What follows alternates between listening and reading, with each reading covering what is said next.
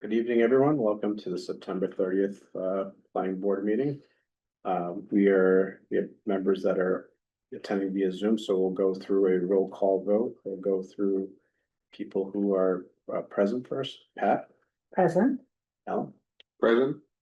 Abby, Present. Andrew, Present. and myself, Rob Almeida, present. So we'll go to the first item on the agenda, the mixed use zoning bylaw amendment discussion for the CBL section 4.2.3 combined business residence. Okay, so we have our consultants from Innes Land Strategies Group, Emily Innes, and I think I saw Amelia Morton, so I'll turn it over to Emily via Zoom. Great, thank you very much. Good evening, everyone. Pleasure to see you all again. We are back with the updated zoning that we've been working on for the mixed-use zoning amendment. We chatted with you all in July and made some edits based on that. We've since been working with our small working group with Elizabeth and Sue to make some additional amendments. Elizabeth also shopped it around to some people who were involved with affordable housing so that we could get their take, especially on the affordable housing piece. So I believe you've got the language in front of you. I just want to call out some of the things that changed. We added in section 1, we added a definition of streetscape. That was something that came up in the comments earlier. In section 4.2.3.1, location of mixed use, we just rationalized the language. I think the wording was a little complex. So we had an A, B, and a C, and what this does is it talks about if you have one building on a site where the non-residential versus the residential can be located, and if you have more than one building on a site. So we addressed the planning board's comments there. There was some concern that the non-residential fronting onto the street at ground level might not be significant enough. So we added some language there, and we're also allowing residential to the rear or to the side when where it's not occupied by the residential, as well as above, of course. So there's some additional language there. Under 4.2.3.2 open space, we just tweaked the language about landscaped areas to make it clear what did or did not count as open space. And then in 4.2.3.3 development standards, tweak some language about the around the parking, so it was clear how to calculate the parking for both the non-residential uses and the residential uses. Also in that same section, this is why we have a definition of an active streetscape, is because we changed the language a little bit about an active streetscape to require that the non-residential ground floor spaces contribute to an active streetscape. Therefore, we have to define what an active streetscape is. In 4.2.3.5, we had given the planning board some options as to how to address affordable housing. Took the comments at the last meeting to heart and cleaned that up. So now there's just one proposal. And then under 4.2.3.6, just added language to make sure that each affordable unit has a designated parking spot. So those are the high levels of the language. I'm happy to go through it in more detail, but I just wanted to give you an overview of the things that had changed. Read through it this morning and didn't have any questions, but I'll open it up to anyone else on the board. Yeah, I read through it. I don't have any questions. I read through it a couple times. I don't know if you want to acknowledge that, have Sue acknowledge she's here. Yep, Sue, could you just acknowledge that you're in the meeting, please? Sorry. Yes, I apologize. I'm eating dinner, so I'll turn my video off in 1 minute, on in 1 minute. I am here. Well, thank you. Appreciate it. Andrew or Abby, do you have any comments or questions? So part of what Emily and I did, we got together, did send out the working draft that the board had reviewed, sent that to the new Regional Housing Services Office Director, Kristen, and met with her and went over it. And I don't know if everybody knows, she was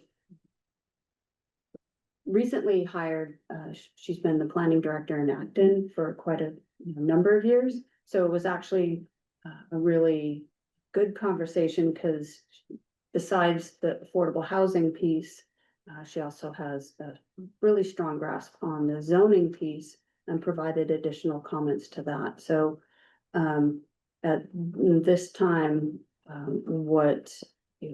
this is still, a working draft.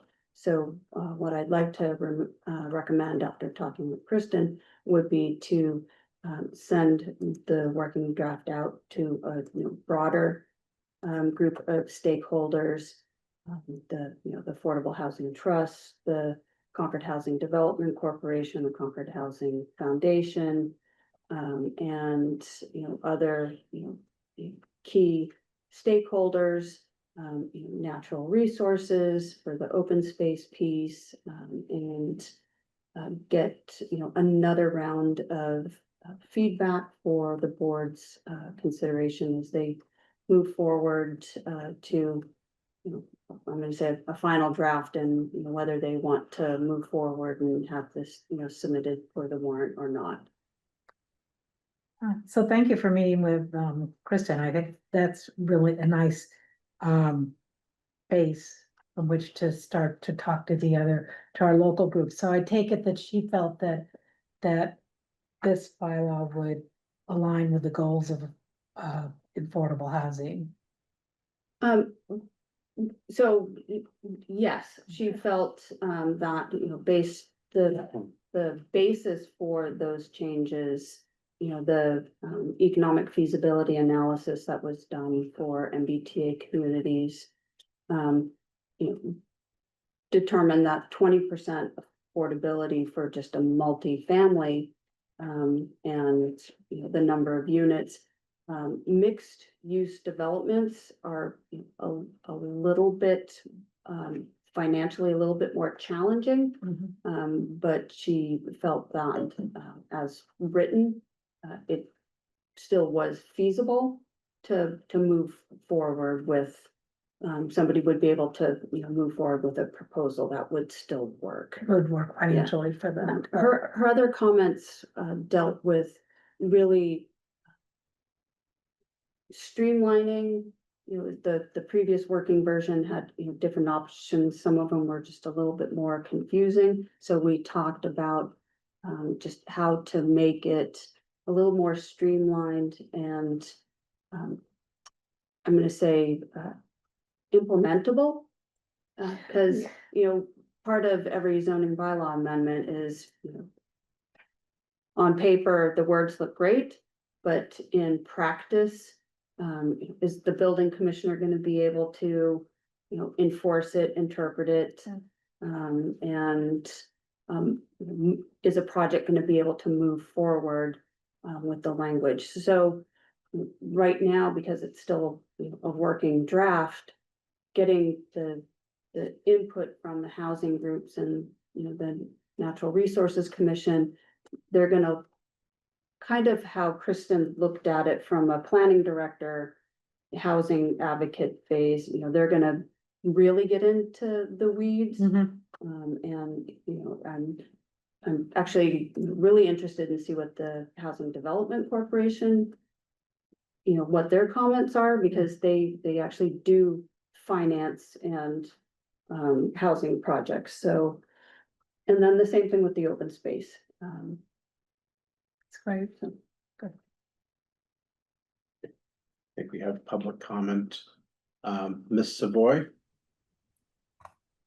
Yes, Carol Savoy, 61 Belknap Street.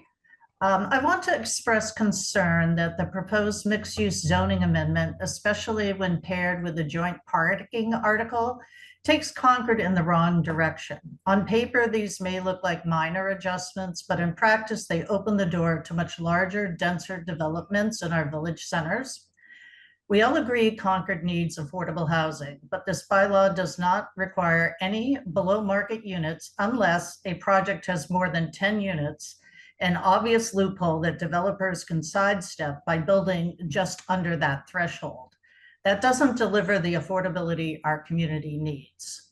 We also value our trees, open space, and neighborhood character.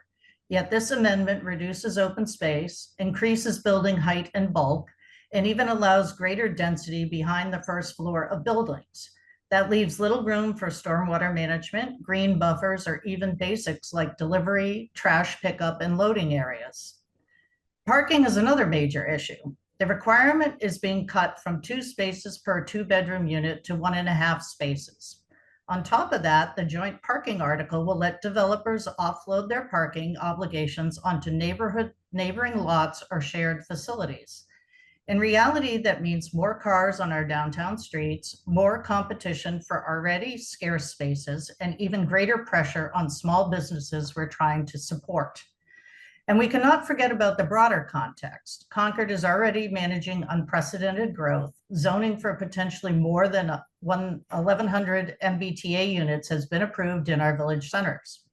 Large projects at Baker Ave and Forest Ridge Road are in process, and additional proposals likely at MCI Concord, Newbury Court, and 2229 Main Street. Before opening the door to even more density through mixed use and joint parking, we need to absorb this growth and understand the impact on traffic, schools, sewer and water supply, emergency services, taxes, and overall town character. In short, these amendments weaken every safeguard at once: less affordability, less open space, more height and bulk, and fewer parking requirements, while doing nothing to advance Concord's real priorities. I urge the board to stop opening up more zoning until we've absorbed the projects already in play. Concord deserves development that is careful, balanced, and sustainable. Development that truly supports affordable housing, protects our environment and green space, and keeps our village centers vibrant and accessible. What we do not need is wide open zoning that accelerates overdevelopment and undermines the very character of our town. I urge the board not to move forward with the mixed use zoning amendment and joint parking amendment in 2026. Thank you. Ms. Lloyd, thank you for your comment. I did hear that you mentioned Newbury Court. It is away from, it's a different zoning, a law that applies to that area. So, let's keep things within, the areas that we're talking about. I don't know if anyone else has any other questions or comments. I guess maybe you misunderstood what I said, or maybe I wasn't clear.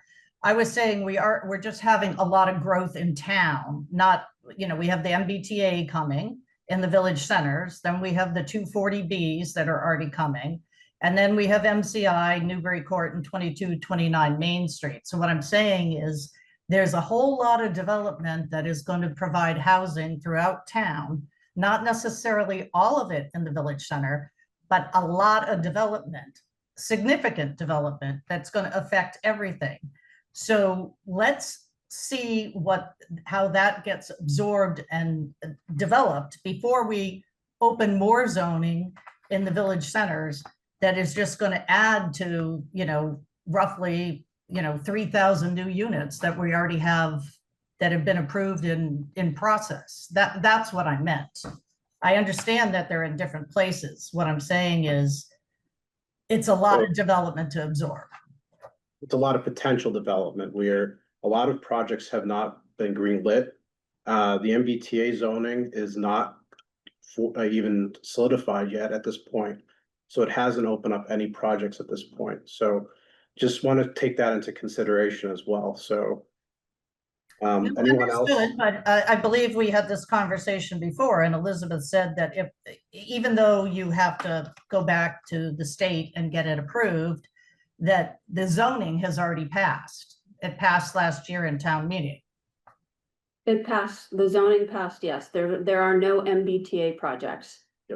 Right, yeah, but the reason being, most developers want the state to approve it, even though the zoning passed, and now we're coming back and revisiting that, so I think once we finalize with the state, you might see some activity. I completely disagree. Any community that has passed MBTA zoning, it has passed town meeting. There's no requirement that the zoning be approved by the state to become effective. It is in place now, and there are no MBTA projects.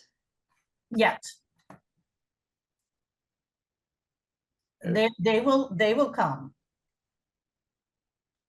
As I mentioned before, Lexington approved the zoning and they got over 1,000 units. And they had to go back and Well, restrict the thank zoning. goodness we're not Lexington.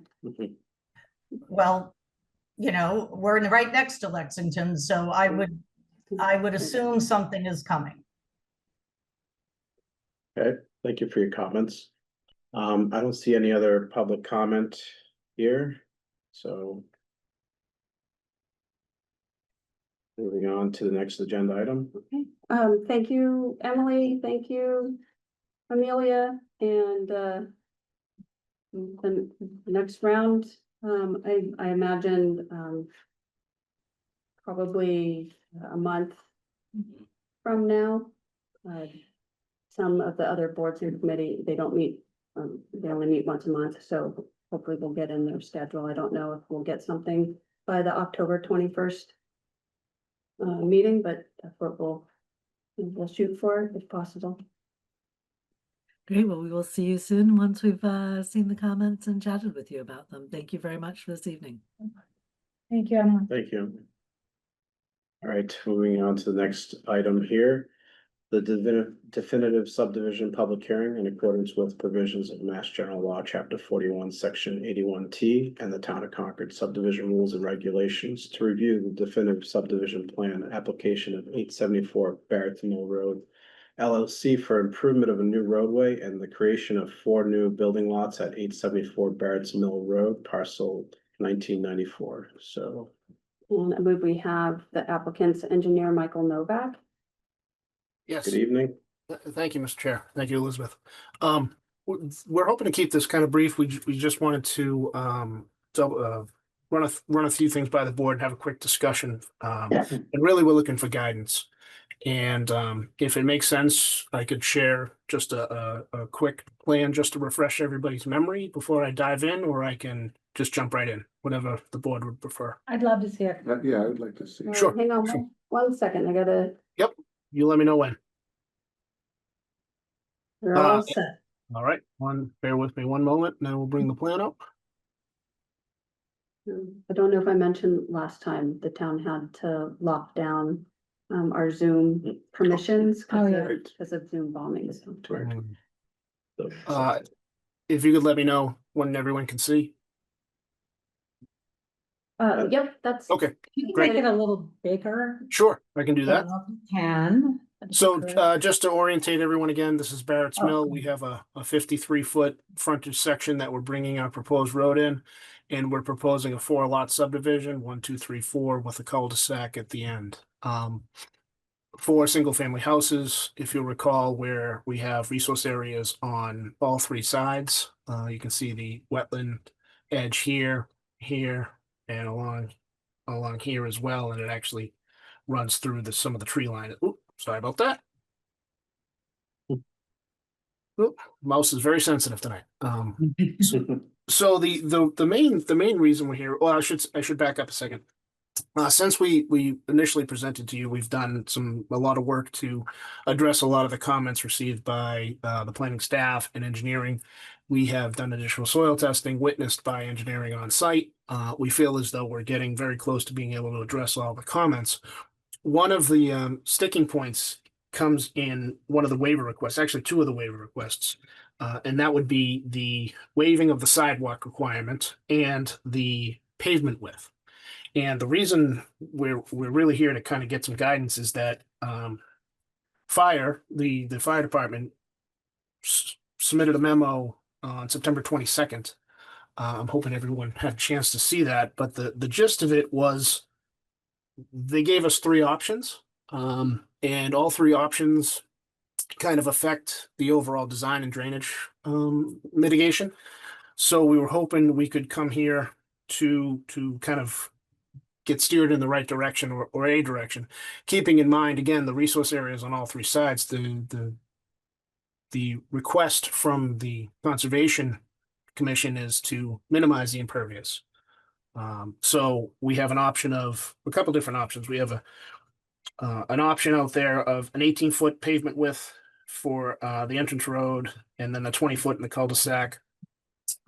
If the sidewalk was to be constructed, the option of the 20-foot pavement and 22-foot pavement width in the circle seems to be acceptable without any other pieces based on what I read from the fire memo. And then the third is an 18-foot width on the main road and a 20-foot width on the cul-de-sac with a 2-foot reinforced gravel shoulder on both sides. So we've discussed as a team, and we think that our best way to please everyone is to stay with and continue to request the 20-foot roadway width with the 22-foot pavement width within the circle without the sidewalk. And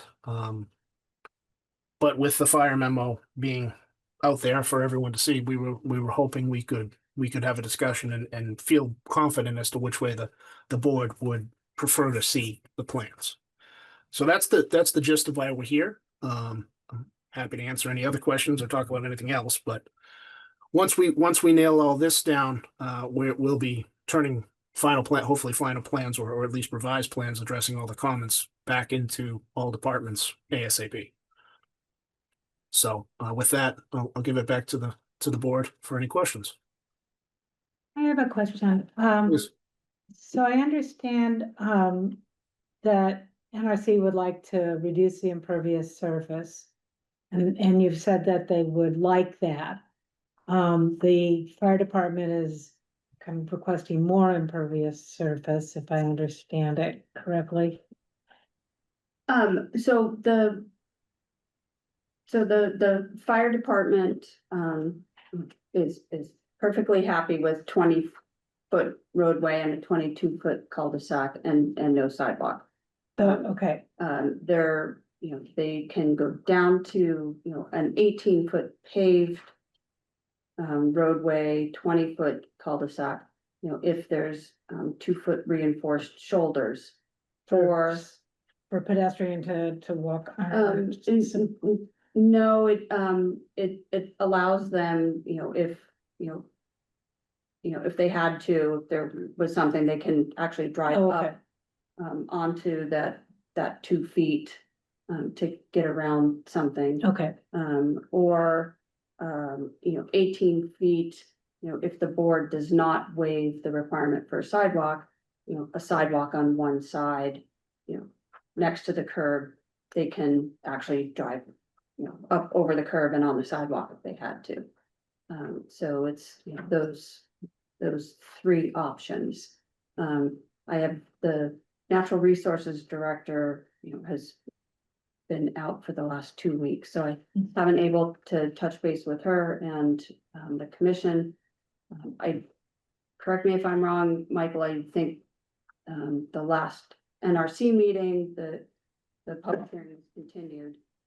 So and then she's been out, so I haven't been able to follow up with her on, the commission providing the board their recommendations and. so we don't have So- that at this point. So, generally, it comes down to, at the last public hearing, the board was talking about specifically the sidewalk waiver and whether, that waiver, was, something that the board wanted to consider. I have not been able to do the research on other subdivisions where, waivers have been done, so that's still on me to do, but, getting back to the board's jurisdiction and, the granting of, waivers is, weighing, I'm gonna say, public, health and safety and the public good, for the future residents of this subdivision. So,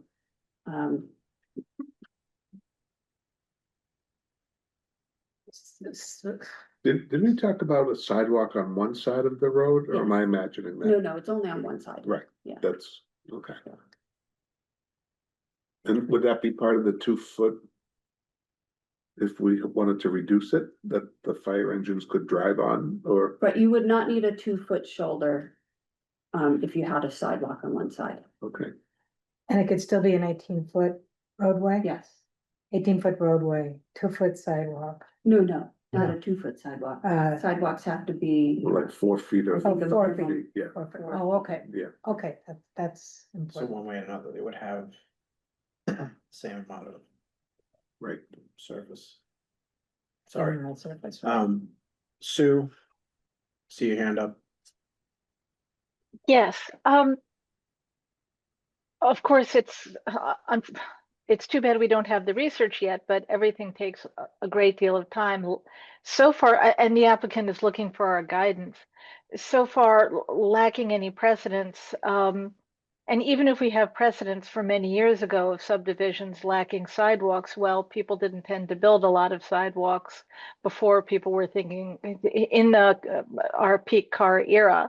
And now that we're thinking more about pedestrians and bicyclists and other modalities, I think we have to think hard about allowing the subdivision to go forward without a sidewalk. I could see omitting the sidewalk in the cul-de-sac because being a tight circle, vehicles have to slow down, even delivery vehicles, and rather than local residents. It's just too hard to drive fast. But on a curved roadway of this length, it seems to me there just isn't enough sight distance to allow both pedestrians and drivers enough confidence to safely get around. And I would want to see solid information that I'm wrong before I would want to support the waiver. So, yeah, there I am. Because there isn't gonna be any lighting on the street either, correct? Correct. That's correct. Well, if I may, true street lighting, there'll be landscape lighting but in terms of true street lights, yes, the requirements, we are requesting a waiver for the street lighting requirement. So the landscaping lighting would be up to the individual owners' Correct. plans for their landscaping. So if none of them wanted lights, it would be pretty dark. Which I can tell you for that requested waiver, there is definitely support from the Historical Commission and likely support from Natural Resources Commission as well, given the adjacent field, the prison farm field next to it and that vista. Right, so there's some real value to not having the lighting. I understand that. But I think I'm with Sue that I don't know what the cost benefit is when I'm thinking about sidewalk versus no sidewalk. Seems to me that that would be a benefit to anybody using this community. And I don't know how it negatively affects the development of this community. Or do I even need to take that into consideration? And in terms of both the pedestrians and the natural environment, it seems to be better to keep the sidewalk and waive the lighting than to keep the lighting and waive the sidewalk. Right. Right. That's where I would stand, I think. Mm. Andrew, you have your hand raised. I'm gonna complicate this by going the other way completely. I don't, in just looking around at the map of this area, Grove Street, which is across the way, Assabet Ave, College Ave, none of the roads here have sidewalks other than Barrett's Mill. So what you have is an entire area of town where none of the developments actually have sidewalks. which feed onto Barris Mill. Barris Mill does have a sidewalk, but the idea that a 4-house subdivision is somehow super unsafe because, you're talking 500 feet. No one's going at 40 miles an hour. And it's effectively a glorified driveway. I grew up in Carlisle, and my driveway growing up was longer than this. It was almost twice as long. And there's no sidewalks, and there weren't good sight lines, but you were never endangered because of that, because it's you and your 4 neighbors living there. It's not a large development where there's through traffic and all these issues. So where there's a concern about wetlands and the competing idea of, does this need something fancy or advanced drainage or any of this stuff, I'm in favor of just saying no one's going to be on these sidewalks anyway. They're going to be walking in the road because it's easier. In my neighborhood, everybody walks in the road, and it's a much larger neighborhood with more traffic than this will have, and it's never a concern that you're going to get hit by a car by walking down the middle of the road. So I would be fully on board with waiving it as a requirement. Mr. Chair, if I may, Andrew, if you're done, Mr. Yeah. Portman. One side note that it's a small piece, but for this first 200 feet or so of roadway without the sidewalk, it does allow us to push this pavement as far as possible from, you can see the wetland flags right here. Obviously, adding a sidewalk is going to push that 4 to 5 feet closer. And it also allows us to tie off our grading quicker as well. So we are trying to minimize a little bit of disturbance. Small piece, but I think it's a relevant piece as well.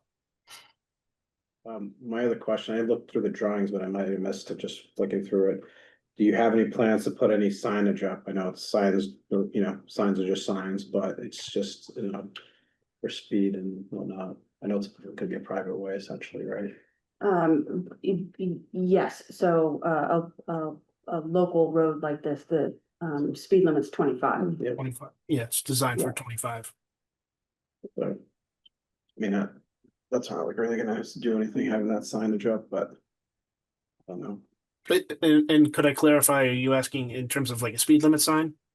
Yes, I mean, Okay. it's gonna be mostly, most of the traffic, like we've talked about, is gonna be 90% generated by the abutter, the people living there, the residents, and then 10% by whoever's servicing that area. That's where my concern is that, Andrew, you know what road I live on, and I've almost been hit at least 3 times walking my dog at night, so my concern is there with that, is that, someone's walking there and some vehicle there, an Amazon delivery driver is trying to make their runs in a certain amount of time and they're gonna be speeding through. That's my only concern with this.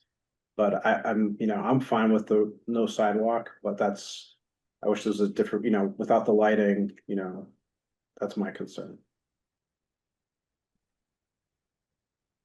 And I could, if I could, I would add that I did miss saying that the plan is to have post light at the driveways, not street lights, but post lights. So there will be some ambient lighting from the houses as part of the development, but As part of the again, development. not street lights. Okay.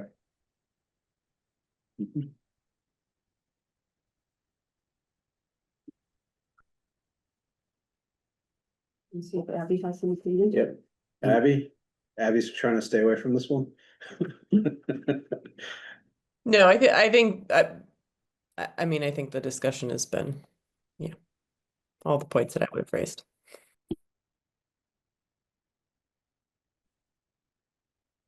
So how do we proceed here? You can, Make a motion or? well, you can, no, you wouldn't need to make a motion. You can ask for a straw vote. Thank you. I was just gonna say that was. Probably the best way. And then, and I also will be able to talk to Delia on Monday. Yeah, But I don't know. The design of the road has been to try and minimize the impact to the adjacent wetlands, minimize the grading. And,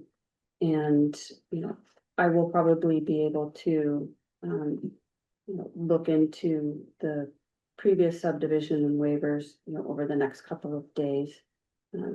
I'll drag Christie in, if she can help. But you can ask for a straw vote currently. Of the board members, you do have one board member missing, but that's. I think we know Sue is not in favor of granting the waiver. Andrew is. Well, hold on, that's true, but I'm also not fully decided because we haven't collected all the information we were going to collect yet, but I am leaning that way, it is true. Well, why don't we take a straw vote based off the information we have right now? Okay, And then then they'll see- Elizabeth they'll see- captured what I think. Let's see what happens, how it goes from there. How's that sound? All right. So I'm gonna have to do a roll call vote on this. Andrew? You've, Sorry, just to clarify, are we just talking about the waiver for the sidewalk? Yeah, correct. And this is just a straw poll, right? Yes. It's not an Yes, it actual, is. yeah, I'd be in favor of the waiver for the sidewalk. Sue? Leaning against, so count it as no. Okay. Abby? I'm in favor. Alan? I'm in favor of granting. I think with the information I have now, I'd be leaning against. I'd like to hear from Delia, and I guess I'd like to know more about the impact on the wetlands.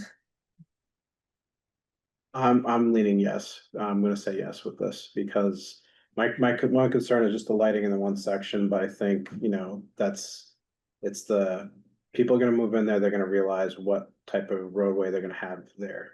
And we cannot, have foresee every single type of situation, with the lighting and whatnot. So I'm gonna say yes.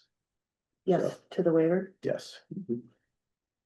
Okay, well, I will get, the information I talked about, I will talk to Delia on Monday. Then, so maybe, Michael, I know it's Tuesday, but, maybe if if I get back to you on Monday with this information and have a better understanding, then we can move forward and, have this on the board's agenda for, October 21st.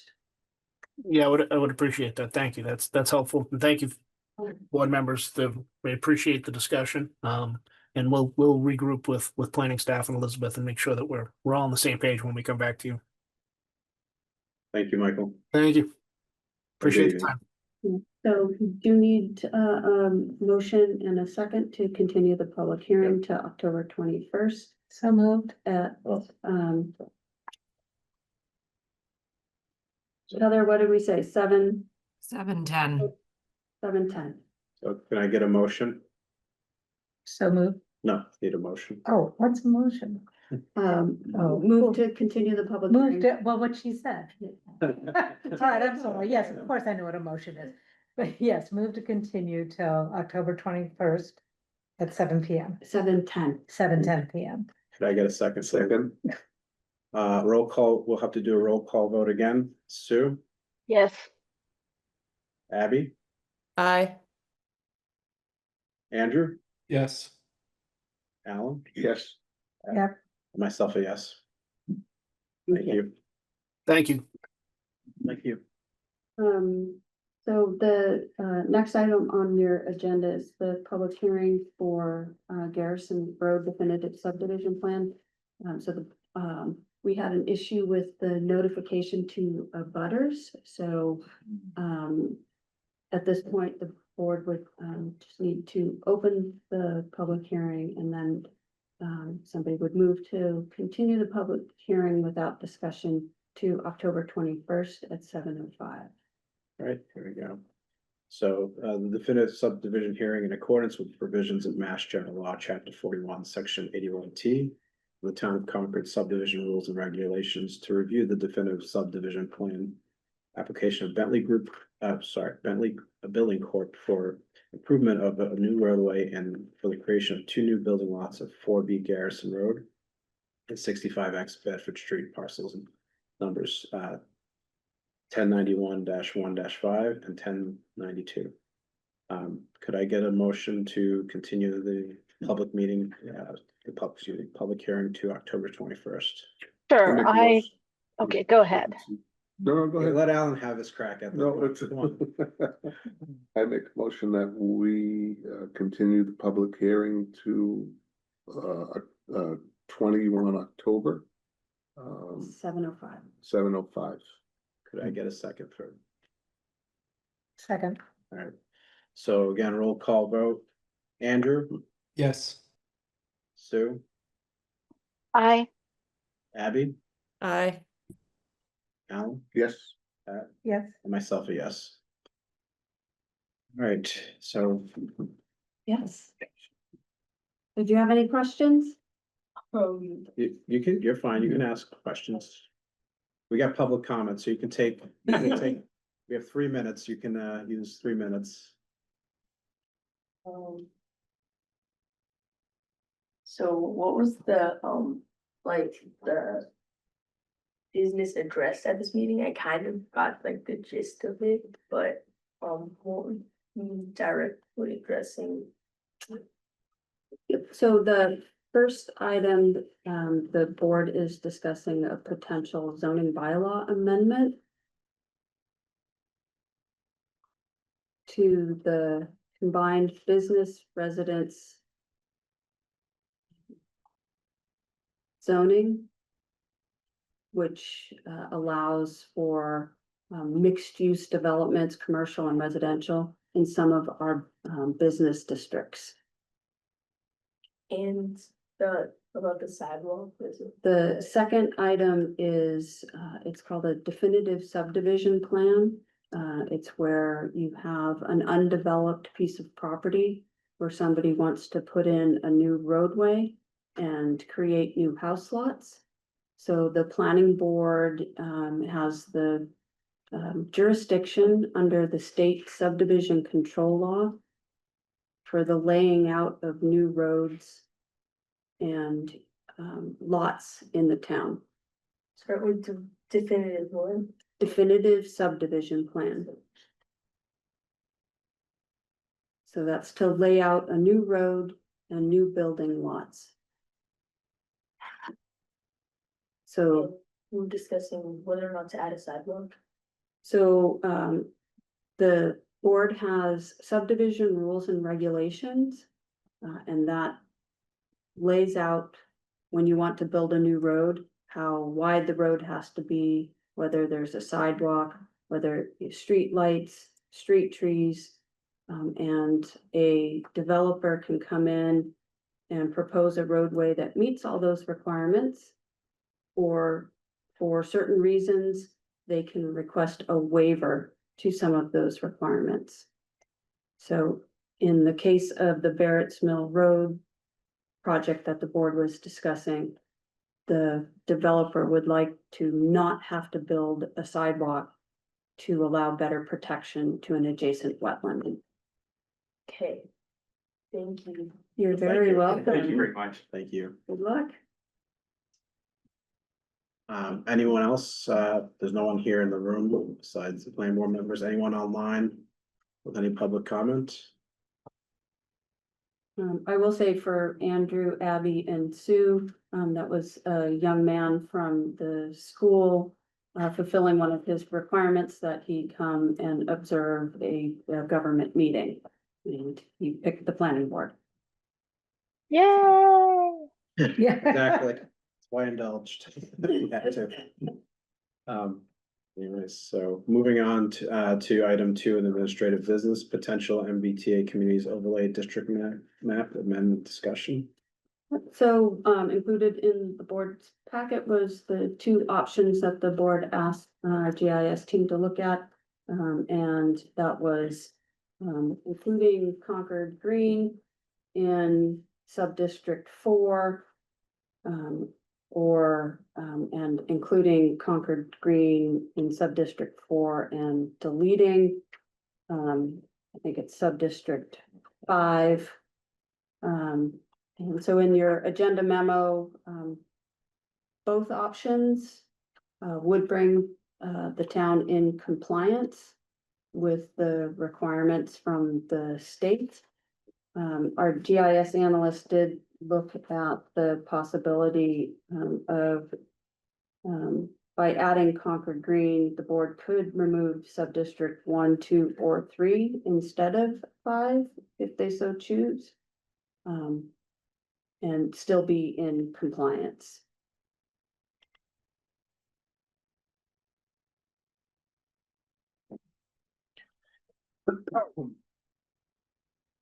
Elizabeth, in your memo, you noted that, given that the town is still under option 6, you said the board can mix and match any parcels in sub-district 5 to add extra unit capacity, so long as the district is at least 5 acres and 2 or more parcels for it to be compliant.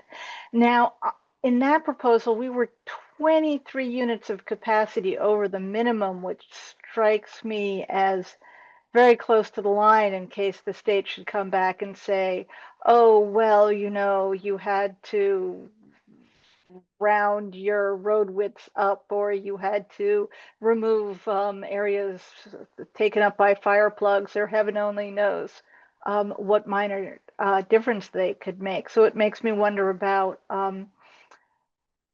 putting in Concord Green and keeping at least part of sub-district 5 in our MTTA overlay districts as a fairly good option compared to simply deleting sub-district 5 and adding Concord Green.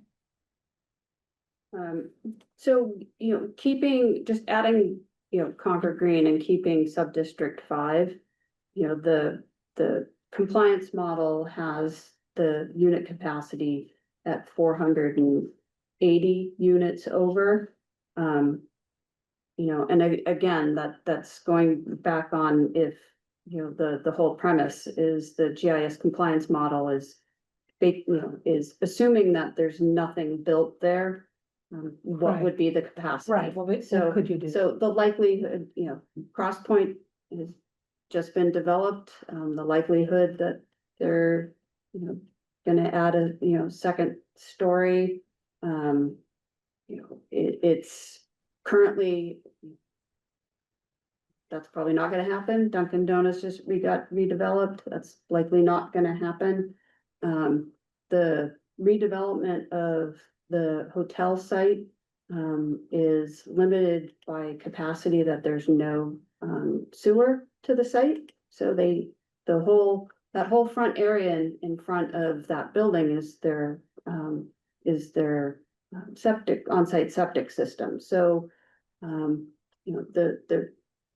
realization of there being extensive development is not well, the compliance model says here's the unit capacity based on if there was no development there, and that's not reality. So I don't see any issue with leaving, just adding Concord Green. Because again, the compliance model is assuming that Concord Green is a vacant site.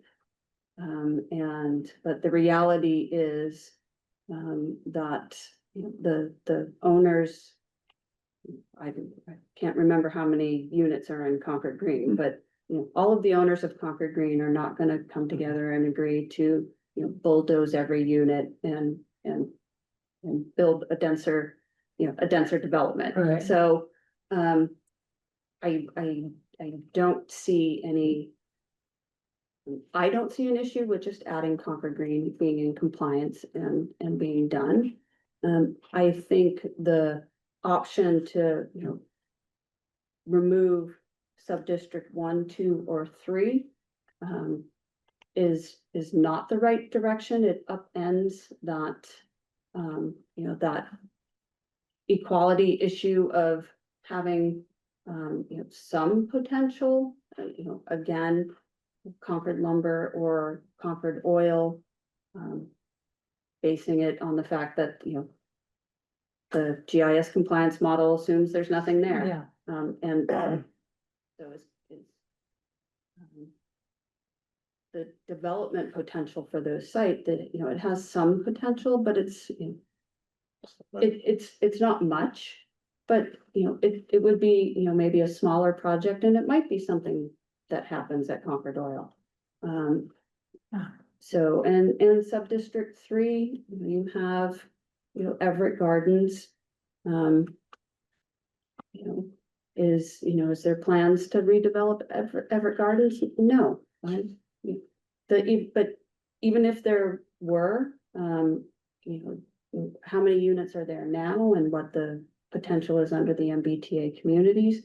You're not talking a significant increase, but, you know, it might be a couple more units if it were completely redeveloped, but, so I think the easiest solution is just to add Concord Green and be done.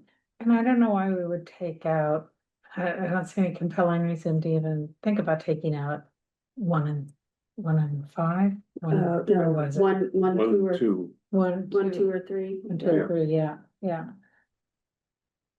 So many people in town expressed a desire for some kind of parity between different parts of town, and that would completely undercut that idea. And to be clear, I would be perfectly happy with leaving all of sub-district 5 in.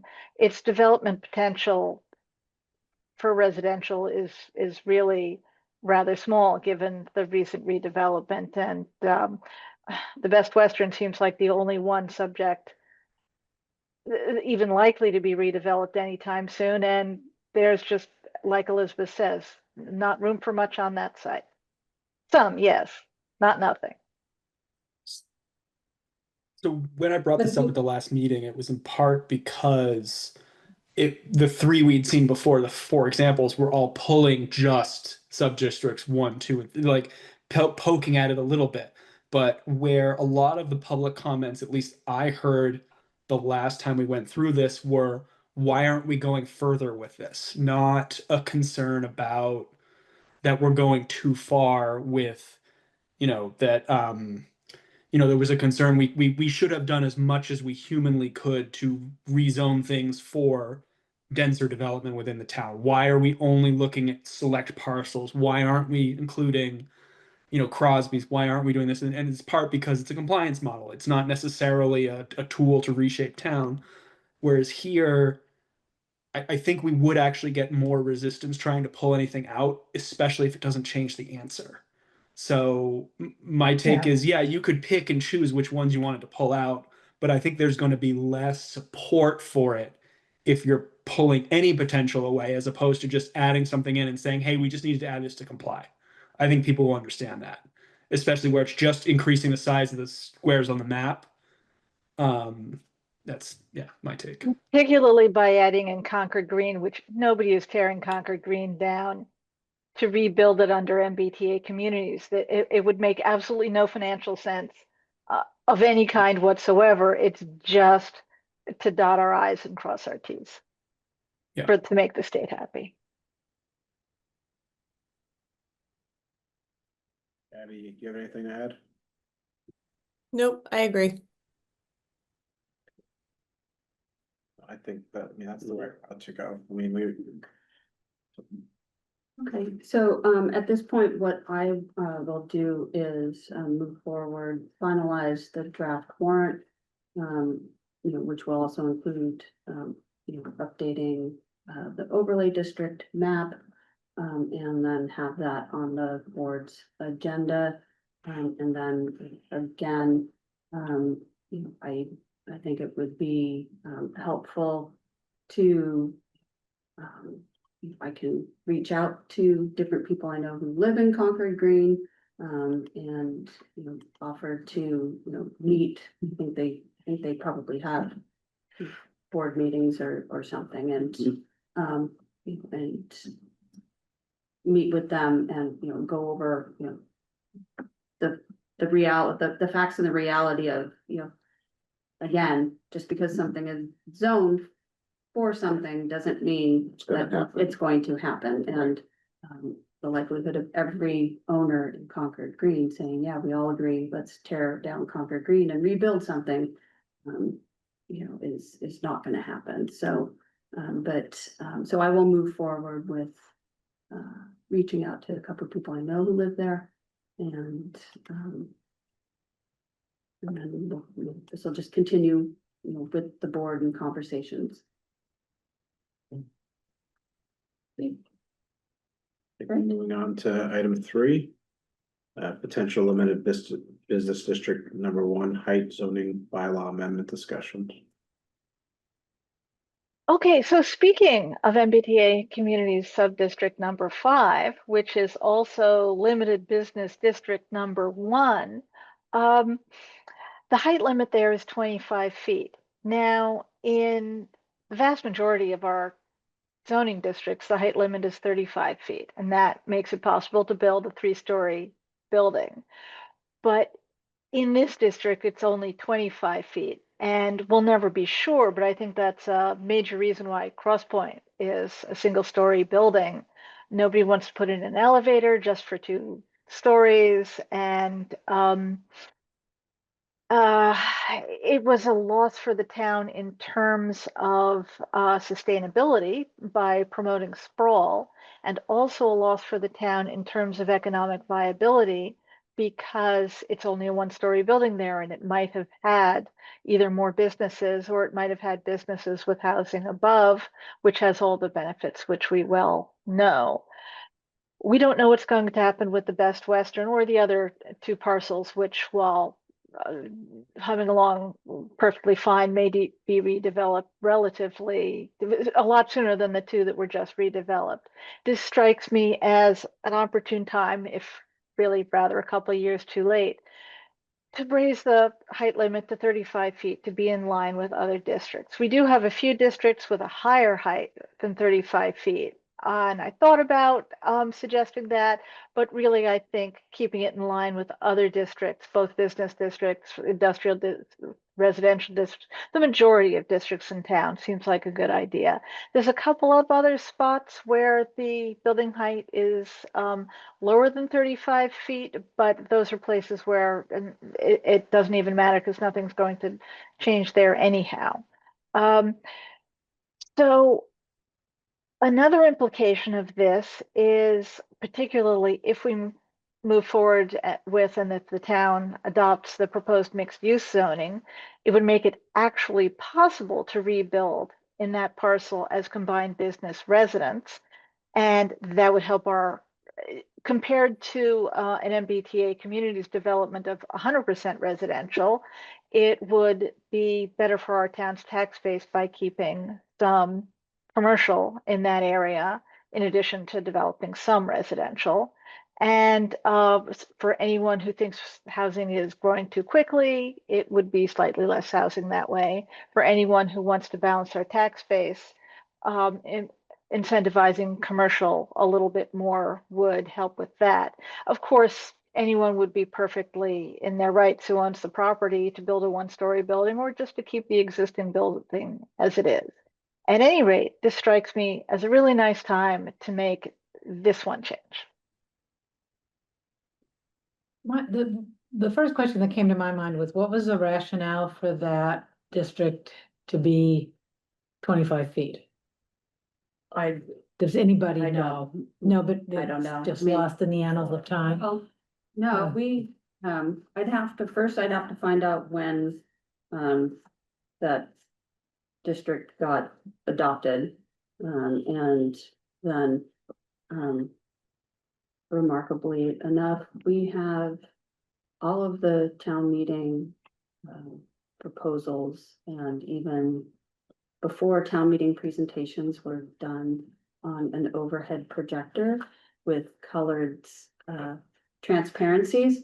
We have all of that going back to the 70s upstairs, so we might Well, be able to find out, but is there something unique about a limited business district that would lend? No, the other ones have a building height of 35 feet, or at least most of them do. You know what In- probably what often seems to happen in this town with the limited business districts is it seems like something is a business that they like that they don't want. Like somebody put in, like, it would probably be like someone built that Best Western and then they went, great, we don't want Best Western to build a bigger tower, so we're going to shrink it. You know, we're going to make sure that that doesn't happen again.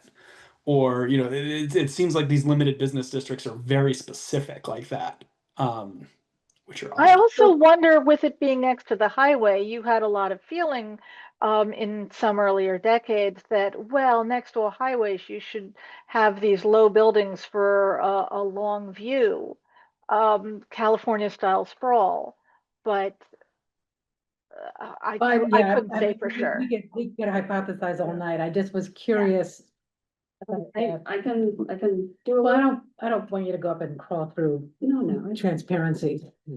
I realized I forgot to leave out one minor thing, which is there is residential district bounding this limited business district. Now, that's generally true of our other limited business districts as well. And residential districts are 35 feet, and business districts and limited one business are mostly 35 feet.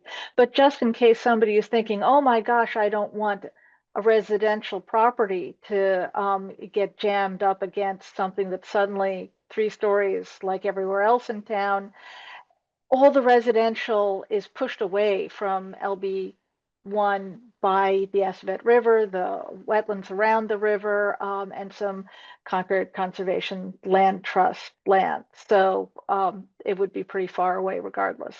House This is lots what are I'm already. thinking of, and I'm thinking, Sue, in West Concord, where the old commercial area was, you know, where Baker, where they did the ski bindings, and in the back, those buildings are all 30. Harrod? Yeah, they're all or 30. Bradford. Bradford, because those are all 35 feet now, aren't they? Bradford Mill? Yeah, isn't Oh, It's gotta be more than at that. least, more than that? yeah, Bradford Mill, I think is more than 35 feet. Okay, But like, the Harold Street, Brookside Square, you know, is 3 stories, 35 feet. that's 35 feet as well. I don't know for sure, Okay, but, I would think Brookside, Brookside Yeah. Square, yeah, I would think so. It's 3 stories, but I've forgotten. I'd have to go check. Some of the industrial districts are 40 feet. are those classified as industrial versus commercial? Brookside Bradford. Square in a West Concord Industrial Right. District. Mhm. So that project was a combined business, combined industrial, commercial, residential special permit. Even looking at it, all the houses on Azabet Ave, they all have trees that are in that range of 35 feet. You know. Well, at Nimrod, doesn't Nimrod border this, the field that borders this parcel? Yeah, the height requirement in the West Concord Industrial is 35 feet. Well, that's up here, isn't it? Bradford That's- could be taller because the building predates zoning, but the Harrell is 35. Yeah. I think it's 4 stories. Yeah. Yes. So it's higher than 35 Right. feet. Yeah, but it was built before zoning. Well, I wouldn't see a problem with continuing to think about this. Well, I think that's probably sounds on the face of it a good idea. I just was wondering is there something? No, I mean, so what I will do is, for your next meeting, I will look into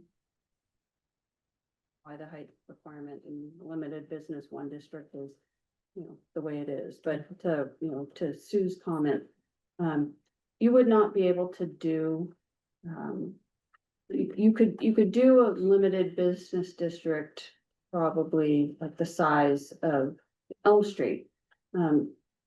59 Walden Street is its own business. You couldn't do that any longer. Yeah, The boathouse is a limited business district. You couldn't do that any longer. So, I think Concord Park. And Concord Park might be another one. And so, is that right, 68, yeah, so they did a limited business district specifically to zone to allow the assisted living facility. mhm. So you wouldn't be able to do that any longer. The AG would not, you know, approve those. That would be considered spot zoning, so. But, so I'll find out and then the board can make, you know, make a decision at a later meeting. Okay. Moving on to item 4. Final Vision Concord action items matrix update. So I sent it out early and got no comments back, so, you know, must. I went through it the best I can. Yeah, okay. So if nobody has any edits, comments, questions, then, if the, somebody would like to move to adopt the update, and forward it on to the select board, that would be great. Motion. I move we adopt the update to the Envision Concord action items matrix and move it forward to the Select board. select board. Could I get a second, please? Second. Thank you. Actually, A it roll occurs call to vote. me, I have a question, which is, we don't need to because it's new business, but do we want to put onto this the article that I just proposed that we are only just hearing about and thinking about to change to LB1 height limit?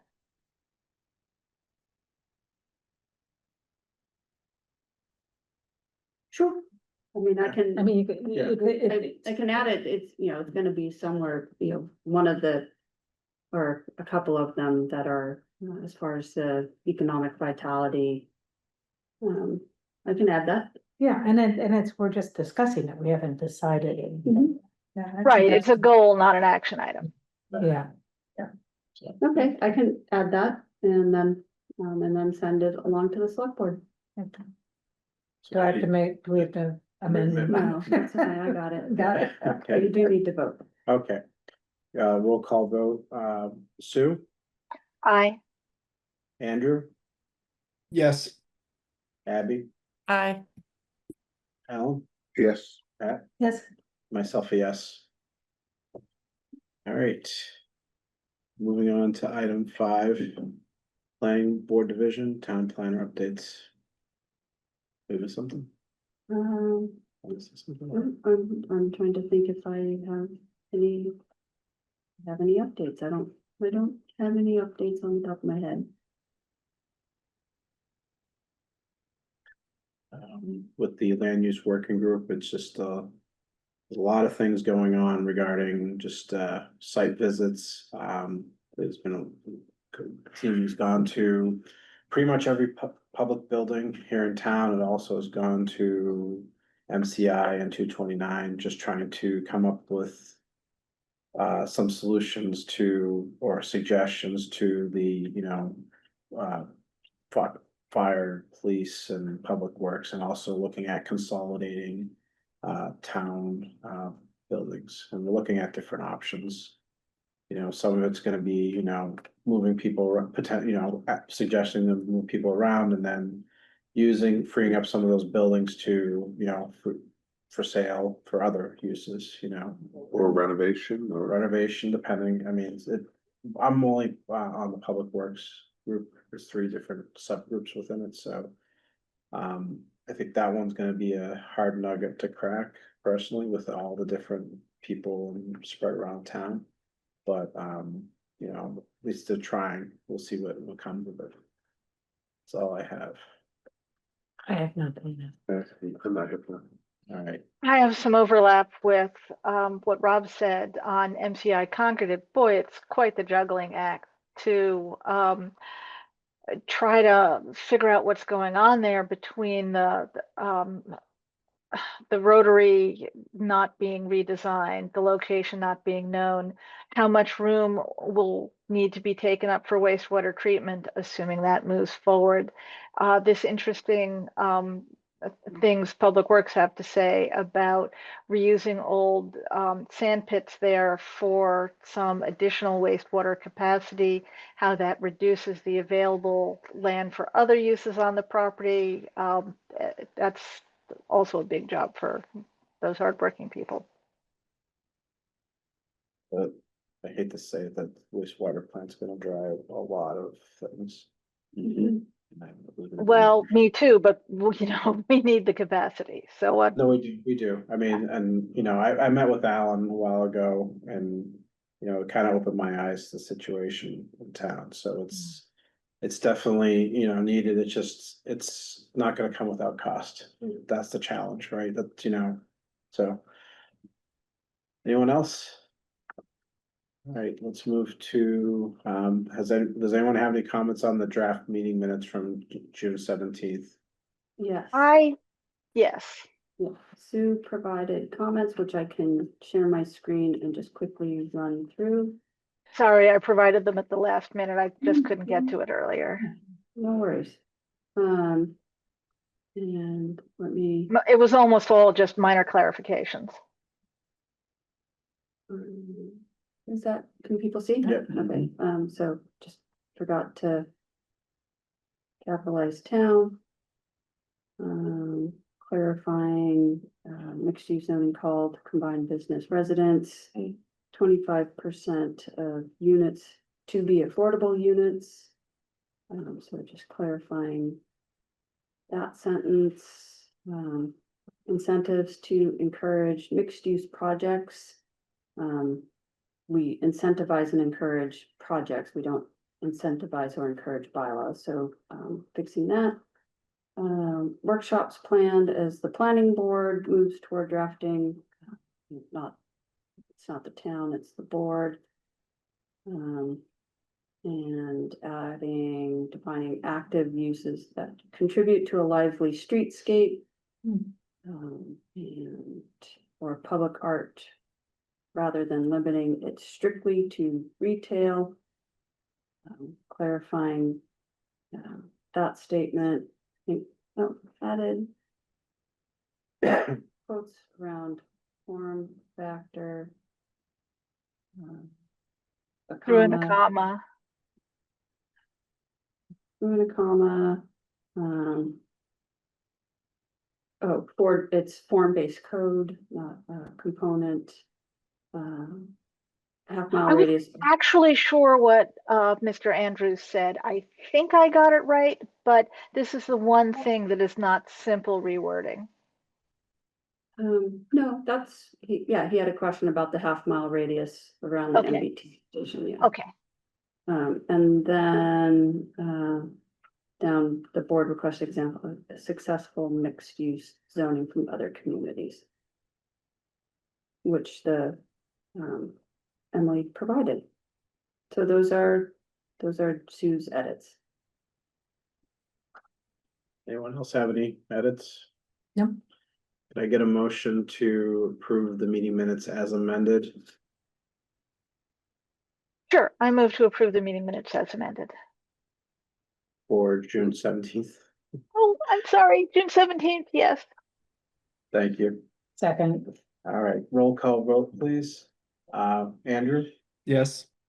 Sue, I Abby, Aye.